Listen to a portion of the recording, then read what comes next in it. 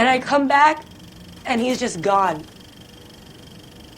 The house is gone, Adia's gone, our Beijing home is gone, and soon she'll be gone too. Hello everybody and welcome to the movie calendar. My name is Leigh. And I'm Terence. And you look way different than you normally do, and I'm loving it. Better. Yeah, much better. We always said that we wanted to record in person, and who'd have thought that you were actually, this different looking in person than you are recording from your own house. I love it. I think I'm much more handsome in my own house. No, so for the elephant in the room / people listening on their favourite podcast app and not checking us out on YouTube, Terence is not here this week. Unfortunately, he has had some things pop up where he's just been a little bit too busy, but the show must go on. So my good friend, roommate, and a fellow film lover, Jenny, has stepped in to save the movie calendar this week. So thank you so much. You're welcome. Some heroes don't wear capes. Amazing. This episode 16, we're here to talk about The Farewell. And have you seen The Farewell? I have. Okay, good. Otherwise, that would have been super awkward. No, I reached out to Jenny, let her know what was happening, and she very, very heroically decided to step in and lend a hand this week. And very much appropriately, I am here to offer the banana perspective on on the Asian American film. Yeah. Yay! Perfect. Yeah. It's there's certain things in this film that I probably can't touch on too much because I don't have the life experience, and that's where Jenny will step in. So very excited to talk about this one. We actually saw this film together in the cinema when it came out at an early screening, so that's exciting. That might pop up a little bit later on. Now, because of the impromptu nature of this one, we didn't get a chance to reach out on Twitter or Instagram for any what about whens or calendar dates, so we're on the fly completely. We've written down like a few scribbled notes.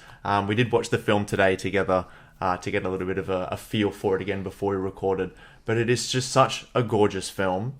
As soon as I saw it in the cinema, I knew that I wanted to do something with it to just get it into people's homes, get it in front of their eyes and in their brains, because it is just gorgeous and you will be a better person for watching this movie. Should we jump straight into the film discussion? Yes. We have no idea how long this episode is going to be. It could be 40 minutes, could be less or more. No idea. Usually episodes are around an hour and a half. We are, completely on the fly. You'll obviously be able to see by now how long it is. No idea. No notes. So there's going to be probably no time codes unless we do kind of figure out some form of structure, but no idea Probably at this not. point in time. Probably not, knowing us. But no, we're going to jump straight in, and then we're going to go into our regular scheduled programming of our What About Whens, #WhatAboutWhens, and then the movie calendar, and then announcing next week's episode, which we know what next week's episode is going to be, because we announced it ages ago. It's going to be Jurassic Park. If you haven't seen last week's episode of Ex Machina, oh my god, there was a call to action at the end of that film. There is a link between Ex Machina and Jurassic Park, and I haven't had any comments yet as to who knows the link. You'd have no idea. Have you even seen Jurassic Park? No. That's alright, that's fine. You're here to talk about The Farewell. Amazing. So, should we jump straight in? Yes. Alright, well, we've got The Farewell, directed by Lulu Wang. And it is about a Chinese family who discover that their grandmother back home in China has only a short while left to live, and they've decided to keep her in the dark and scheduling a wedding to gather everybody home before she dies so that they can say goodbye.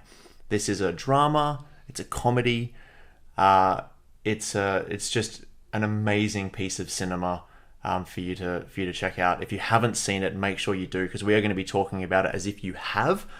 So stop this if you haven't seen it. Go and give it a watch. It is well worth your time. And then come on back and we can have a good old chat about it. As much as it is a Chinese movie, it is an American film. Like the lead family that we follow are... I literally just read the synopsis of IMDb, by the way. I haven't, again, no notes for this week's episode.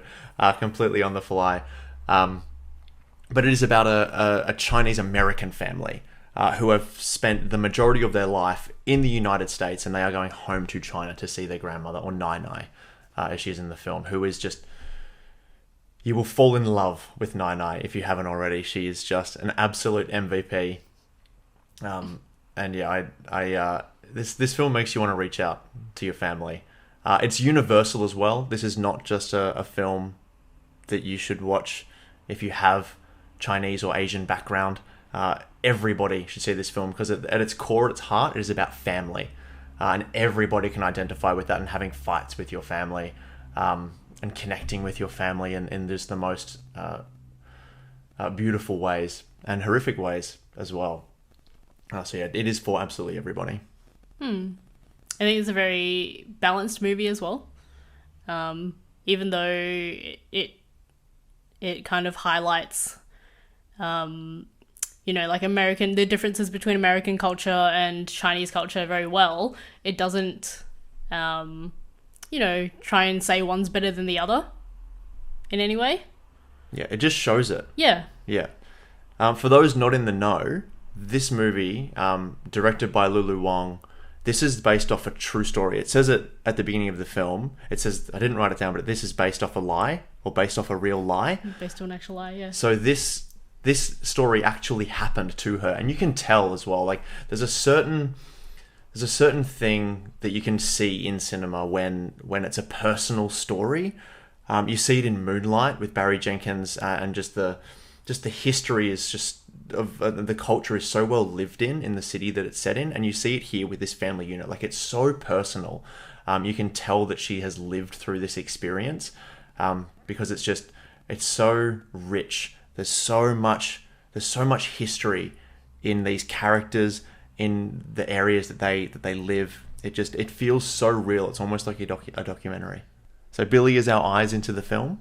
She's the lens in which we experience the movie. Played by Awkwafina, who was pretty big at this point, definitely on the internet. We'd never really seen her do anything dramatic as far as I am aware of. Yeah, lots of comedies. Comedic roles. Yep. She played the best friend She was the in best Crazy friend. Rich Asians. Yeah. Is it Ellen? Yeah. Yeah. The name of the dog. Yes. She's so good. Love her. And she played someone in Ocean's 8 as well. Yeah. Yeah, that was great. Yeah. Yeah, she's amazing. It was really good to see her get a chance to flex some of these more dramatic muscles, because whilst she is hilarious in the film as well, she has lots of really beautiful moments of subtlety, especially when you're in the situation of having to keep a secret from your grandmother who you love so dearly.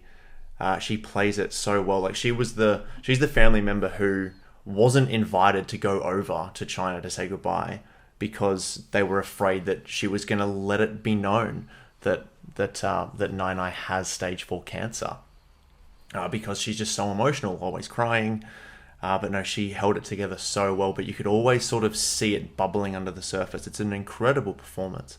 Do you remember what you felt when you first saw it? Aside from just sheer getting wrecked. Sadness. I think it was the most relatable film when it comes to the theme of growing up in a different country to where your parents grew up. Like, I guess for me it was a bit different because I was born in Australia, so I never really had, a little taste of what it was like growing up in China or living in China even. But, having the parents who had different values and they grew up in a different society, but then, they move here and then they kind of grow up with you in the Western society, so they have some of your values and then some of their values, and when you go back and visit the rest of the family, you feel like a foreigner. It was a very accurate, it was very true to life of that experience. That's good. That's what you want. Like, I talk about it all the time. Probably even not enough on the podcast, but definitely outside of being in front of a camera, about how important representation is. Like, had you seen a film before this one that had a story like this or a cast like this?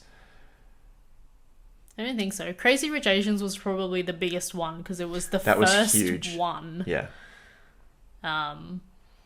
But it was the story is in some ways like a universal story, but it's also very extravagant, and you're not supposed to be those characters. Yeah, like, it's a heightened world. Yeah. In Crazy Rich Asians. Yeah. Yeah. Yeah. Whereas this is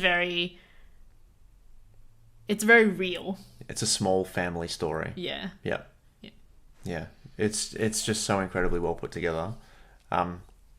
And so nice to see things like this happening. And this movie was super successful as well, which is so nice to see, people backing it and going to see it. And that it's not an accident, because the movie is just really good. All of those things aside about and how important they are about, representation of people of color and women in film. So many powerful female characters in this movie. When we just watched it then, there was a particular shot where Billy first came over to China and walked in on the family, and they weren't expecting her there, and they all just started cooking dinner together, and there was just a shot, and there was just these 4 women in just separate areas of the frame, just all doing something, and I was just so elated to see it, because I love it. Yeah. Yep. I think most of the strong characters in the film are women. Yeah. And you see the vulnerabilities in the male characters that are there too, like the dad, who's also as conflicted as Billy is almost. Yeah, you can see it. About wanting to tell Nai what is really going on. And then the uncle from Japan, when he went up on the stage and had a bit of a cry. Yeah. Thanking Nai for being the best mother. Yeah. It's a really interesting juxtaposition, because the men are all the ones they're the ones saying, like, you have to be strong, you can't show your weaknesses, and they're the ones that are, breaking, crying, and just they can't hold it together. Yeah. You just they can't seem to handle it, and it's not like that is just as important for people to see on screen as well. Like, those things aren't weakness. That's okay. That's a very human experience. Like, if you feel sad, let yourself be sad. It is okay. Yeah, it's so great.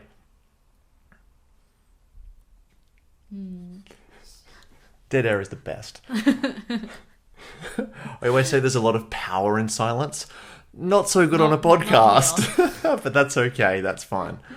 I think Lulu Wang, has so much control and command over this film. I know that this script and this story, obviously so personal, because it's almost autobiographical. It looked like there was stages, that the research that I was doing, that it wasn't ever going to get made, and it bounced around from studio to studio, which is just so sad. And then it finally landed in the right place.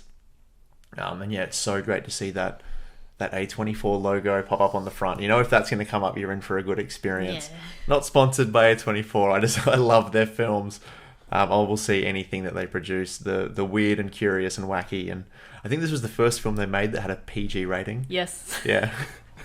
Because normally it's, darker themes. Yeah, and a little bit darker. Well, comedy always in there, but usually they're a little bit more interesting. You've got like The Witch and Hereditary. And oh no, is Lighthouse A24 as well? I think so. I think it is. Yeah, amazing. Yeah. I always get confused. I always think that Parasite is A24, but it's not. It's Neon. And so I always have to make sure to remember that. Speaking of Parasite, yes, what a good segue. I wanted to talk about the soundtrack a little bit. Okay, go, please. It kind of reminded me of the Parasite soundtrack a little bit. The very clean, simple, when the female voice first comes in, probably like five minutes into the film, and it's just a solo female voice, with some kind of stringed instrument, just one note that repeats over and over. And it sets up such a nice kind of somber but tranquil-ish mood when Nai-Nai's little sister is seeing the doctor for Nai-Nai's CT results for the first time. Oh yeah. and it's just there's no dialogue. The dialogue kind of fades out, and you just get that simple instrumental almost and solo female voice setting up the mood, I feel like. And the recurrence of that theme throughout the rest of the movie, very, very nice. Yeah. Yeah, it's really powerful. Very powerful. I'm not a big music nerd. I know you are. I completely missed a lot of the music. I remember we went and saw what was it, Portrait of a Lady on Fire? Yeah. And I was like, oh, like the score was just so good. And then like I wonder who the composer was. We left out. We looked it up when we left. There's no music in that film whatsoever. All of the sound in the movie is like diegetic. It's like fireplaces and wood floors, people walking in the ocean, and I felt like such an idiot because I just knew the movie sounded beautiful, and so I was trying to sound smart. I love ocean noises. Yeah, I love the ocean sounds. It was so calming and beautiful. Love that movie, by the way. That one will definitely make an appearance on the movie calendar at some point. Yeah, that was a good shout. Yeah, the Parasite soundtrack. I'm not sure how much I sung its praises for episode 1. That was so long ago now. But yeah, that I still listen to that. It's just gorgeous. But no, this was good. I love how they used just sound and music in the film, where especially when they're doing karaoke at the wedding. Yeah. Is just so much fun. Yep. On How and Aiko are just singing some kind of Japanese song. Yeah. And Just she the obviously two knows of them, the yeah. she knows the lyrics, and there's he is no like backing. Just Just the awkwardness. so real. Oh, that's awesome. And then Billy, the part where Billy and her dad are singing the English song. Yep. Yeah, it's so good. I love it. I would love to talk about the should not cover my mouth during a podcast. My voice. That's not a good idea. I know better than that. I'd love some of the shots that are used. There's a lot of just stillness and steadiness of just long lingering shots in the movie where the camera is just there, it's in position. It's normally a big wide angle with lots of characters in it. And it just gives you time to breathe and be in there. Like you feel like you're part of the family, like you're in the room with them. It's not a lot of like over the shoulder dialogue and then cut back and forth between the two shots. And yeah, I really appreciated that. Like it did kind of give it more of that documentary style feel. And yeah, it really helps you to be in there with the family and empathize with the characters. And because like, I don't know for you, but like it's such an outlandish thing to have happen. Like says, the Western white boy over here, like to just to keep a secret like this from your family for their benefit. Oh, it's a foreign concept to me too. Right. After I saw the film, I went home and asked my mom about it because I was like, who does that? Is that even real? But she was like, no, that's people really do that, and it's very commonly done in China. Yeah. Yeah. Yeah, like and they set it up that it's believable as well in the film, and they keep touching on it throughout, and obviously it is because it's based off a true story, so of course it's real. But what really solidified it for me was when they went and saw the doctor, the handsome doctor who spoke English because he studied in the UK. Swoon. And he said that he did it with his grandmother. Yeah. And it was like that moment I was like, wow, like this is just, it's just so steeped in history and the culture and the scene where Billy walks in on her dad and her uncle smoking. Yeah, I wanted to talk about that scene. Yeah, and the uncle says, in Western society, everything is so individual. You only care about the individual, whereas here, it's all about the society or the family. Yeah. You're part of something, and you take take on a certain responsibility as part of that one collective.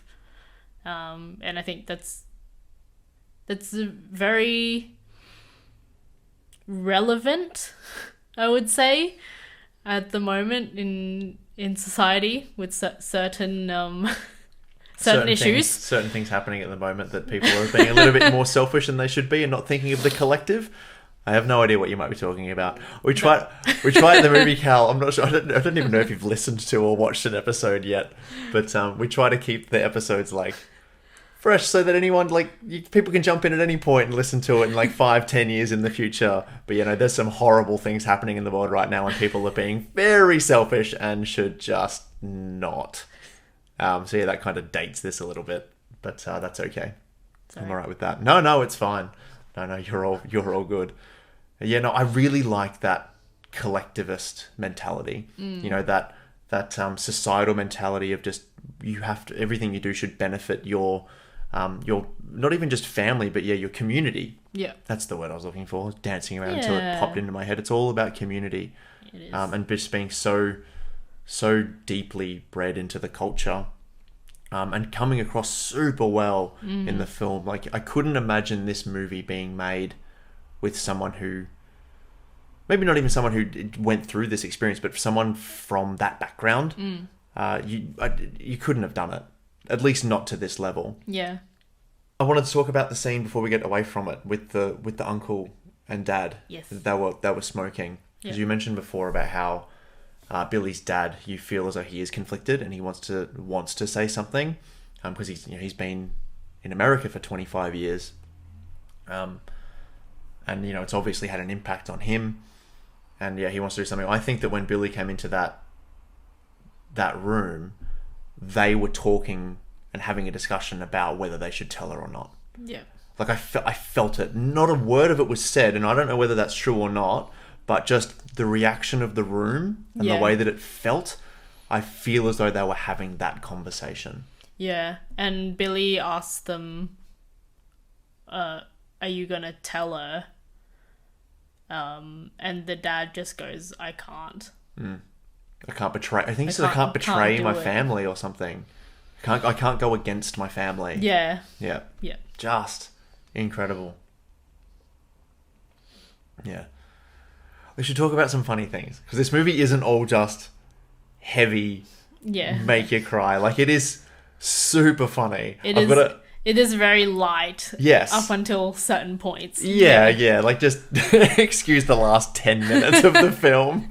I remember saying for, what was it, Moonlight, saying the movie goes for an hour 50 and then tack on 40 minutes after that to allow yourself recovery time. This movie kind of has that as well. Yeah. Where it goes for like it's an hour 39.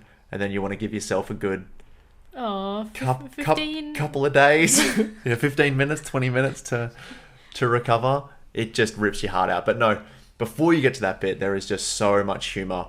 And of course, a lot of it comes from Billy's character, played by Awkwafina, because she is just magic on screen, magnetic, charismatic and hilarious. And so, a lot of the humour comes from her. I really love the moments where, when she comes home for the first time and they're making jokes about she's not that skinny. Like, you said that she was skinny, and remember how I used to smack you on the bum, and she's doing a little dance in the kitchen, and like this, there is a lot of lightheartedness to it. Yeah. Especially with the sort of interplay between Nai, because she's oblivious to what's happening. So she just thinks that there's a wedding happening and everyone should be happy. And I love the moment where who's the son that's in Japan that's getting married? How?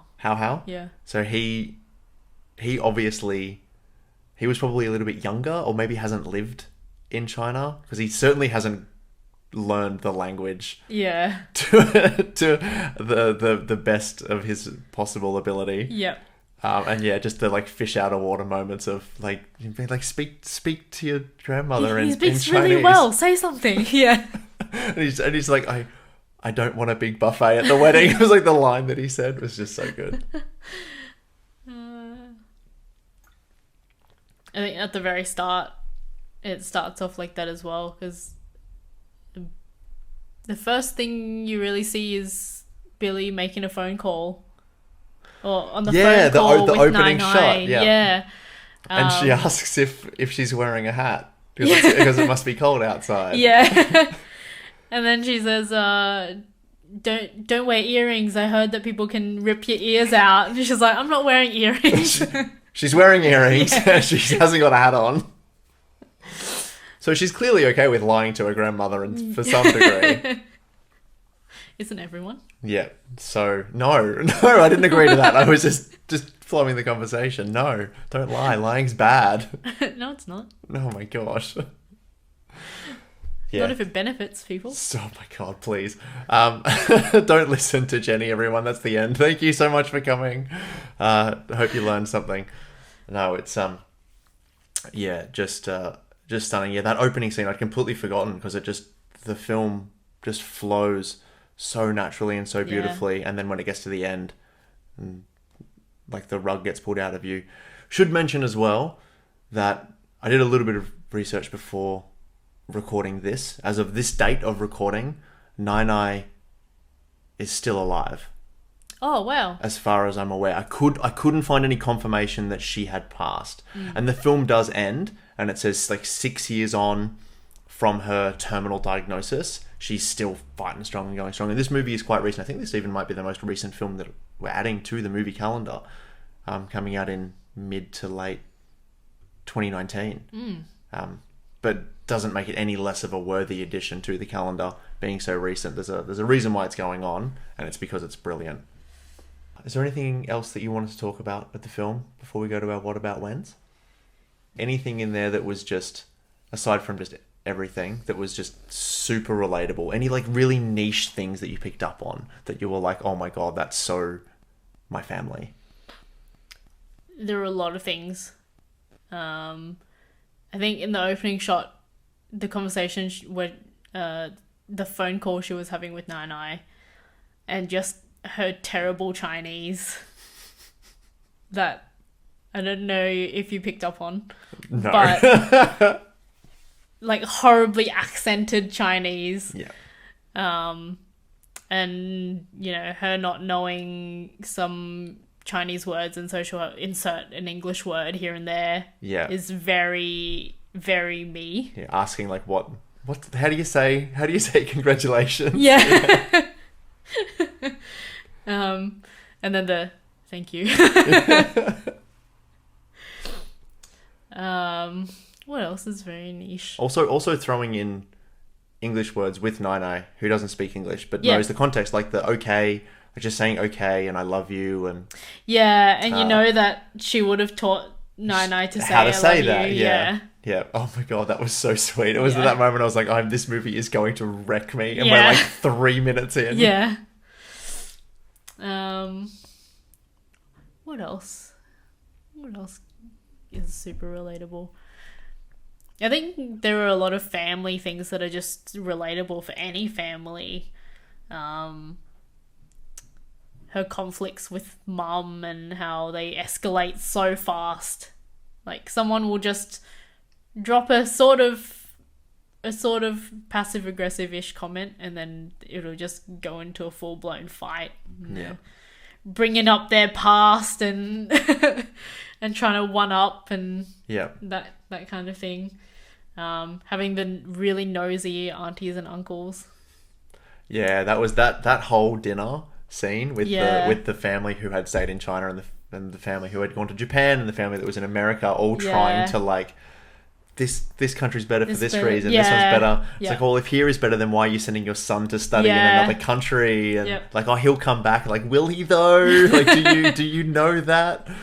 Yeah, that was. But and again, that's universal. Like, I've quite a big family, and there have been moments where you come back together, and it's just people telling stories, and it's the one-upmanship, and like that's not a uniquely Chinese or Asian or American or Australian thing. Like that is a family thing. And it's those moments are just everywhere in this movie, which is what makes it so brilliant, as well as being so specifically cultural to China and especially Chinese America. It's also got all of those moments peppered in of just family. Yeah, it's written really well. Yeah, it's really well balanced. And then the other one that I could think of was, I think you mentioned it before, about when she first sees Nai, when Billy first sees Nai, and she's like, "Oh, you're fatter than you were. Than everyone's telling me you were. She's not skinny. Why'd you say she was skinny? You need to eat more food. You need to do this, do that. You know, got to keep yourself healthy." And the butt smacking, Yeah. very much. Oh, really? Yeah. That's great. Every time. Yeah, this is just a sign of affection, right? Yeah. Yeah. Yeah.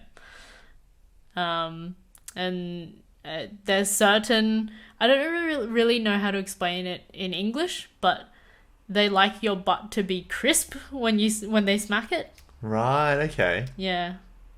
Yeah, so not, I don't know, bouncy, I guess. Okay. Interesting. So they're kind of testing to see if Yeah. you're keeping yourself healthy or... Yeah. Okay. Yep. Not getting too soft. But just checking the Don't know. BMI. Just checking your BMI. Yeah. Well, look, Chinese medicine has been around longer than any other medicine, so like Exactly. they know what they're doing. Oh, that's cool. I was gonna save it for what about when. I was just gonna have a what about when the food. Yeah. Did you want to have a bit of a talk about the food? Because do not watch this movie hungry because you will die. It is full of just so much beautiful food. Yeah. And I love the few scenes of them cooking food together as well. Yeah, super wholesome. Yeah. Yeah, it's that community feel of just making together and eating together. Yep. Yeah, so that's very true to life. Yes. Yep. I think every time we go back, we have at least one family dinner with everyone there. And everyone's in my grandma's house, you know, prepping about the kitchen and hustling, and everyone's bringing food to cook and all their nice ingredients and things that they've just got from the market. Yeah, very, very much a wholesome experience. That's cool. Were there any particular dishes that you recognize? Well, I think because this movie is set in and around Beijing. Oh, okay, not near. not China's a big near- country. Yeah, not near where my family are from. Fair. So not really.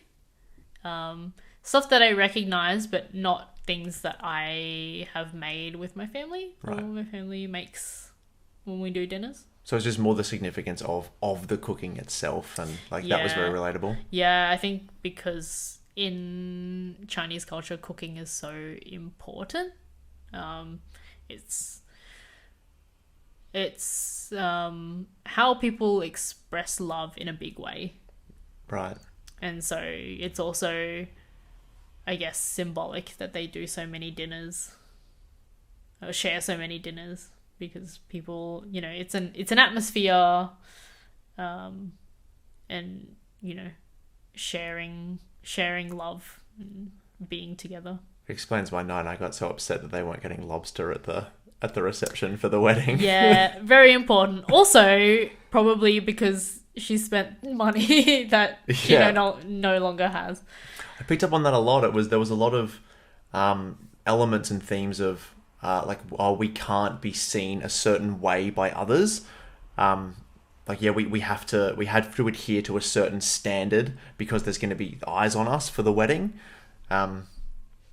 Which that's everyone. Everyone sort of wants that, but is that kind of a big thing as well? Yeah. Yep. I think in Chinese culture, there's a lot of emphasis on appearing wealthy, or appearing of a certain status. And so, the more money you spend on a wedding to look like you have more food, more decorations, nicer dresses, that kind of thing, makes it, you can show off, basically. To your friends and your family's friends. They can show you off to their friends, which is a big thing. It's more about the family than you. Right, fair enough. And so champagne is just not a thing? Because there was a moment they were talking about don't- getting drinks for the wedding, and they were getting this and this, and someone said they were bringing champagne. They're like, don't bring champagne. No one's going to drink it. Spirits. It's all about spirits. All about the spirits. Alcohol was a bit of a theme as well, especially with the dad. Yeah. I'm not sure if he must have had some kind of a problem with alcohol, possibly, because Nine Probably. was super concerned about it. Like, is he drinking again? And Yeah. then he got really drunk at one of the dinners because she was just feeding him alcohol. It's like, mixed messages, Mum. What are you doing? Yeah. So drinking is a very big part of Chinese culture. Says the Australians. Drinking in excess a lot. Yeah. Yeah. It causes, obviously alcoholism is an issue and causes lots of problems. So don't do it. Yeah, don't drink too much. It's bad. Alcohol is bad. Does nothing good for your body. But Enjoy it in moderation. Yeah, it's a very cultural thing. And especially because there is a lot of, I want to say, toxic masculinity Right, okay. My favourite thing. in Asian or Chinese culture as well. And so when drinking occurs at, like, you know, gatherings or parties and stuff, it'll be like, let's verse each other and see who can drink the most. Yeah. And I don't know if it's changed now, obviously, because I haven't been there. But when I did visit growing up, there was a lot of that in the family as well. Yeah. Yeah. Like, that was I grew up with that as well. Yeah. Like, within my circle of friends, like, we did that as, you know, late teenagers and young adults. Grew out of it, Yeah. obviously. Yep. But I'm sure that there are people that still do it here. But yeah, so are you saying it It big in can- like into older It gentlemen as continues well? on, yeah. It's especially big. I don't know what it's like in, you know, teenagers and young adults in China, but it's really big in kind of like the middle age and then slightly older age groups, because that's when people have money, really, Yeah. and can go out drinking and buying the expensive spirits where they can just, you know, smoke and drink and have expensive dinners and kind of it's all part of the showing off, Yeah. almost part Yeah. of the culture. It all comes Yeah. together. All Yeah. comes full circle. No, that's really interesting. Oh, I'm learning so much. This is fun. Oh, this is just my experience of Of course, and what China is. everyone will be different. There's Yeah. there's so many different people in the world with Yeah. different backgrounds and perspectives, but it's really cool that to have a film like this that can be so universal in so many ways and yet also be so specific. Like, it's almost like a magic trick Yeah. at how good it is. Yeah. Like, it reminded me a lot of just with like that particular aspect of like Inside Out, just being like, it's a magic trick. Like, that film works on two different levels depending on whether you're an adult or whether you're a child. Like, Yeah. they are two completely different movies, and it's almost very similar with this. Like, depending on your background and your culture, like, you're coming at this movie with just a completely different lens. Like, literally that has happened with us. Yeah. Yeah. Yeah. Oh, that's so cool. Well done, Lulu. Nailed it. I think we should go to our What About Whens, Okay. because it's getting late. Yep. And we both have work tomorrow. Yes. So we'll jump on into our What About Whens. Obviously, this being such an impromptu episode, and thank you again. I'm just going to keep saying it. We didn't reach out on any social medias for this one, nor did we receive any leading up to it. But I did get a What About When from someone named Terence. So Oh, Terence, that's me. so it's you. So Terence did watch the film and was fully intending on recording this week. However, due to unforeseen circumstances, he can't. So rather than just not releasing an episode or delaying a week, the show must go on. So we've got Jenny here to help us out with the What About Whens for episode 16, The Farewell.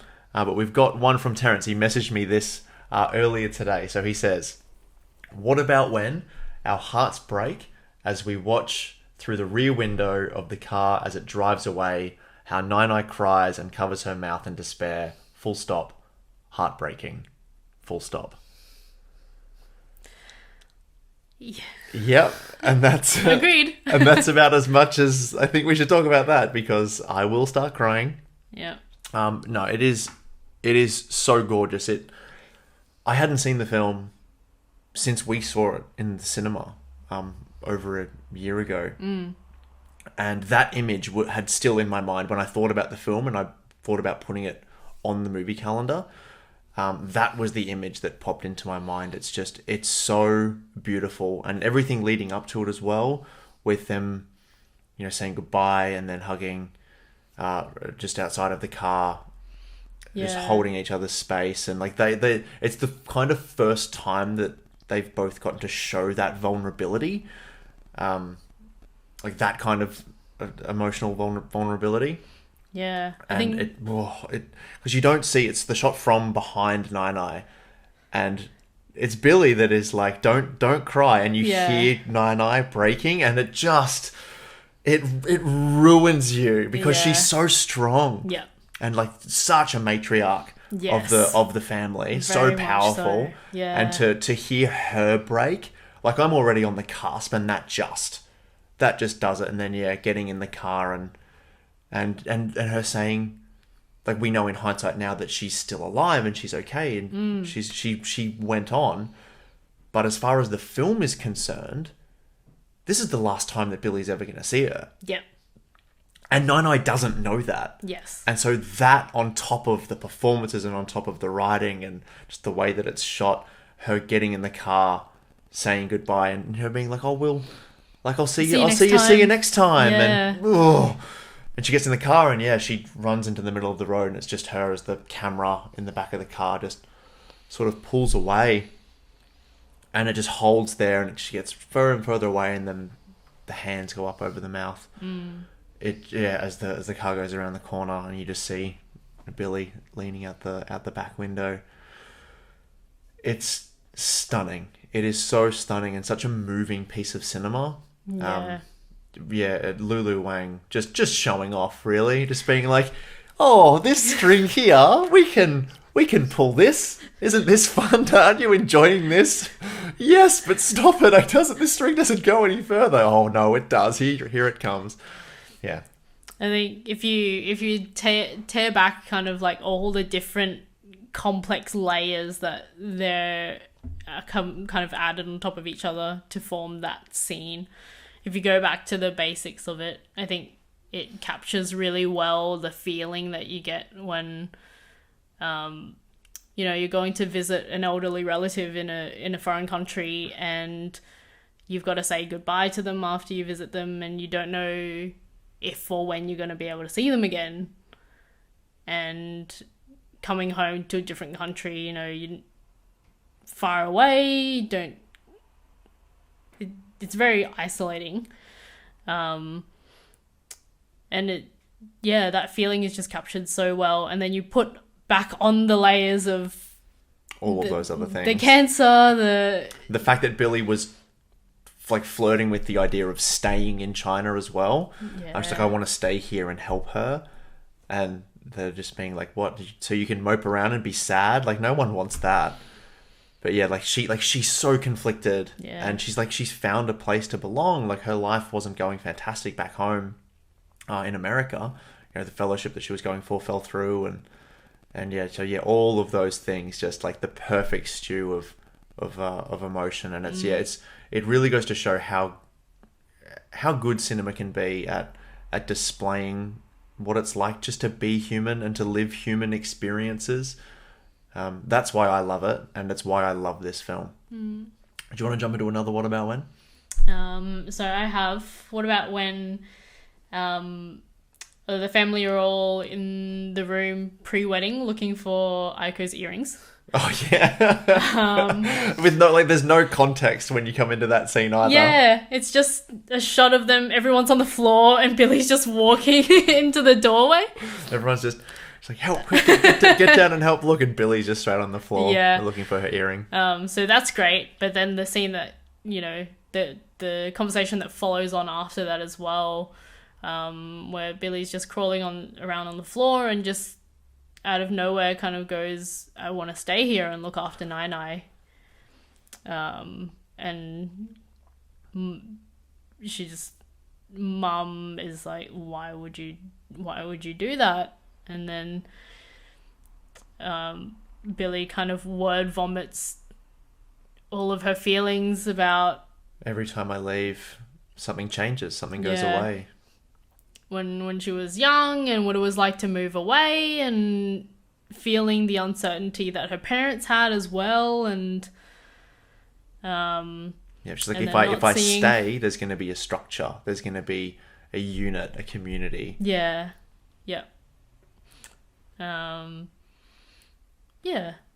That seems wonderful. And then the mum after that as well. Mum talking about what it was like for her to leave and how sad it was for her when her, was it mother or father, passed away, and how she just wanted to be strong, but that was seen as you don't care about your family because you're not being sad. Yeah. And made to feel guilty because she wasn't outwardly displaying those emotions. Yep. Which then, talking about the balance of the film, brilliantly leads into, like, she says, do you know that they pay people to cry at funerals here?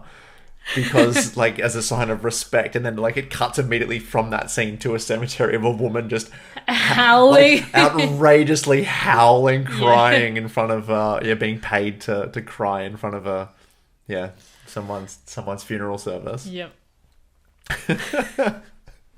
So good. I love this. I'll go off script and I'll say there was a what about when they are paying respects to the grandfather at the cemetery and they are putting down all of the food and the cigarette. Like, he gave up smoking. Don't give him that. It's like, he's dead. Let the man enjoy a cigarette. And then the bowing for all of the different family members and gorgeous. Yep. Really good. And all the little bits of, pouring the alcohol straight onto the I don't know, what do you call it, the grave I guess, and picking the flowers so people can't apart. Steal them. Do you have another what about when? I do. I've got a what about when. Another a comedic one. We probably shouldn't have saved them all for what about when. People would be like, I am never watching this movie. It is going to destroy me. What about when Uncle walks Billy to the hotel? Yeah. And is saying essentially the same thing over and over again to her. Like, you can't tell Nai, that we have to keep it a secret. She can't know. And it's just everything he says, her response is exactly the same. Yeah. I know. And then the very clever, it's almost a comedic tool by this point, excluding the subtitle from the last I know. The last one, yeah. Which has repeated it so much that... Yeah, like, you know what it means. what it is now. Yeah. Yeah, excellent use of the subtitles, and that the cinematic language, using it as a tool for that is excellent. You got another one? Yes, I do. So my last one, hashtag what about when everyone's playing drinking games at the wedding and how is just getting progressively more smashed as the night goes on. Because he can't keep up. To the point where he just falls asleep in the middle of the game. Yeah, that's good. Gets so drunk that he's that emotional drunk where he just cries so hard that he's going to make himself sick. Oh, gosh. Yeah, what a mess. Yeah. Yeah, testament to the power of the male characters in the film. Yeah. Love it. Yeah, he is the most just out of depth, out of his comfort zone, which is understandable because he's the one that they've chosen, like, you're in a relationship, it's your wedding that we're going to fake. Yeah. Because they're not actually getting married. Yeah. So yours is the wedding that we're going to put on to have everyone come over. They've been dating for 3 months. Yeah. We'll say it's been 6 months. That'll be much better. Like, you can't tell anybody that they've only been dating 3 months. They're like, well, if we're doing 6 months, why don't we make it a year? Agreed. Good idea. Yeah, let's make it a year. Yeah, that's awesome. I've already done what about when the food. Amazing. Mm-hmm. So my last what about when is hashtag what about when Nai is teaching Billy how to stay healthy. Yes. With I'm not sure if it's Tai Chi or not, or if it's just a form of exercise. I don't want to I don't want to make anyone upset. But yeah, that's such a fun scene. Yeah. It's like, you got to really get into it. And Billy starts dancing around and it's like, you have to focus stronger. It's adorable. And then of course, slapping the arms and get the slapping circulation. the legs. Yeah. And then Billy turning the butt thing on her. And do you slap your butt as well? So good. Yeah. And then, of course, coming all the way back at the end to when she's back in New York City and yeah, walking through the street and gives one last ha! The birds fly back home. That was back in China, wasn't it? The birds flying. That shot? That wasn't in... I think so. Yeah, I think it was too. I think it echoed so far that it was heard back home, which is beautiful. Yeah, so sweet. What a beautiful film. Very much. I love it. Check it out. If you made it this far and you haven't seen it, well done. It is a gorgeous film. And now we're going to add it to the movie calendar. So this is exciting. So obviously we had no contributions because, again, this was very spur of the moment to add Lulu Wong's The Farewell to the movie calendar. But we've got a really good date, I feel. Didn't run this one by Terence, but he doesn't get a say because he's not here. So sucked in. But we thought... I actually reached out to the director on Twitter to see if she had a date in mind. The movie cal has very few followers on Twitter, so probably didn't get seen. You don't have the influence. Don't have the influence yet. That's fine. Please follow us on Twitter and Instagram. We are at the movie cal on both. It's a good way to contribute if you would like us to read out any of your hashtag whataboutwhens. Or if you have any date ideas for films in the future, please let us know. We have an email as well. It is themoviecal@gmail.com. All of these are in the description below, and you'll be able to see them all on our website, themoviecalendar.com. Had to get those in there. I forgot to do it at the start, but that's okay. It's okay. That's all right. We're off the cuff this week. So the date that we have chosen for this wonderful film to appear on the movie calendar is August 31st. Do this. Yeah, Terence will put it on the screen. Thank you, Terence. Love you. You're the best. And the reason for this date is because that is the date that we saw this film together for the first time. It was an advanced screening at one of the local cinemas here where we live. And the way that I knew the exact date of what it was is because I'm a bit of a hoarder when it comes to movie tickets. And I went back through them and I found the movie ticket. There's no way it's going to show up. I'll put it on Twitter or Instagram or something. But yeah, that's why we've chosen it, because it means something to me. So that's why I want it on the calendar on that date. So that is, August 31st for The Farewell. How do you feel about that? Good. Yay. Awesome. So that's it for another week. Thank you so much for doing this. Seriously, you have... Okay, it was a lot of fun. Oh, you have absolutely saved us. Yeah, I really enjoyed doing this. If people really like this, Terence just might not have to come back. So no, please bring Terence back. Please. Terrified look on your face. No, that was amazing. Really appreciate it. Thank you. And for bringing all those insights as well. I learned so much during this episode. And hopefully you did too. Watching or listening at home, very much appreciate it. If you're on YouTube and you haven't subscribed yet, please subscribe. It greatly helps us out. Leave a like too, helps us to get discovered. Or if you're listening to us on your favorite podcast app of choice, if you could leave us a nice review, that would help as well. Thank you so much, everyone. Thank you, Terence. Thank you, Terence. Thank you, Terence. Thank you, Jenny. We really appreciate it. And yeah, next week will be Jurassic Park. I'm not sure if Terence is going to be busy yet or not for that one. We may have to postpone. Follow us on Twitter and Instagram to find out for any delays or for when we are recording is the best way to know. Thank you very much. We'll see you next week. Bye. Bye.